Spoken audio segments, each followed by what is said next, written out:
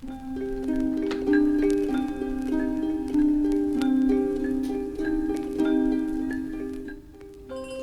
vous aimez les histoires magiques et féeriques, alors vous ferez mieux de passer votre chemin. Je suis Jody et je m'apprête à vous raconter une histoire si émouvante, si perturbante que vous n'auriez qu'une seule envie, mettre un pouce rouge. Alors, je vous recommande vivement de quitter cette vidéo.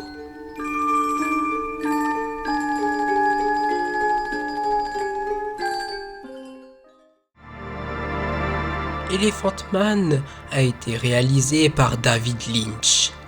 Il a eu l'honneur d'avoir 8 nominations aux Oscars et le César du meilleur film étranger et d'autres nominations. L'histoire est inspirée de faits réels. Il retrace la vie de John Merrick. Il a subi plusieurs maladies, provoquant des difformités sur l'ensemble de son corps. Dès la première scène du film, le spectateur est déstabilisé. Il y a une succession d'images avec la souffrance d'une femme, de la fumée, un éléphant et des cris effrayants. Pourquoi commencer le film de cette manière, me direz-vous ? Eh bien, tout simplement parce que David Lynch expose le monstre. Bien sûr, cette première scène est repoussante. Pourtant, il y a bien eu 2 millions d'entrées au cinéma français. En réalité, le réalisateur nous met à la place d'un voyeur. David Lynch nous montre Elephant Man non pas comme repoussant, mais comme effrayant. Pourtant, malgré tout cela, on ne peut que s'attacher à lui. Il a besoin d'être protégé. Il a peur du noir, mais il a surtout peur des êtres humains. Il a été rejeté de sa famille, et pour survivre, il a dû rejeter son humanité, en devenant une bête de foire dans un cirque. En 1884, le docteur Treves découvre Elephant Man. Le docteur Treves va récupérer John, et ainsi le soustraire des mauvais traitements que lui inflige son propriétaire. Enfin, la vie de John Merrick semble se réjouir. Et il ira par exemple à l'opéra, où il se fera applaudir par la foule. Mais une question se pose alors. Ces applaudissements sont-ils sincères ou n'est-ce là qu'une large hypocrisie ? Au fond, on ne peut pas s'empêcher de voir sa difformité.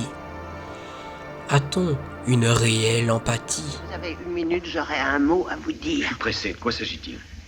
Je suis certaine qu'ils se moquent de John. Ils sont là pour épater leurs amis.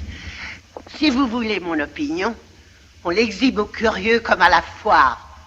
Le rêve d'une douce vie tranquille pour John Merrick est complètement piétiné, annihilé dans la dernière partie du film, où il se fera humilier. On verse de l'alcool sur lui, on force des filles à l'embrasser. Et par la suite, il y aura la fameuse scène de la gare, où il se révolte. I am not an animal. I am a human being. Et pour finir, le tragique vient empoigner le cœur du spectateur. Il se suicide en voulant dormir comme les autres. Seulement, il ne peut pas s'allonger car cela l'empêche de respirer. Au final, que retenir du film ? Eh bien, l'acceptation de la différence est ce qui nous rend le plus humains.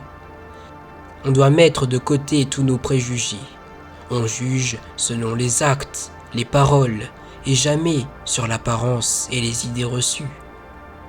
Et le monstre ne nous est pas extérieur. Tout le monde peut s'identifier à John. Et il expose l'une des plus grandes peurs de l'être humain, le fait d'être rejeté de la société. Et cela, John Hurt, l'interprète de John Merrick, le dit très bien. En fait, les spectateurs s'identifient à l'homme éléphant.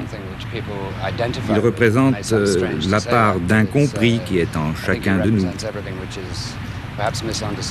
Tout le monde est bizarre si on veut bien y prêter attention. Ce film est toujours d'actualité. Voilà pourquoi, pour moi, il est un chef-d'œuvre.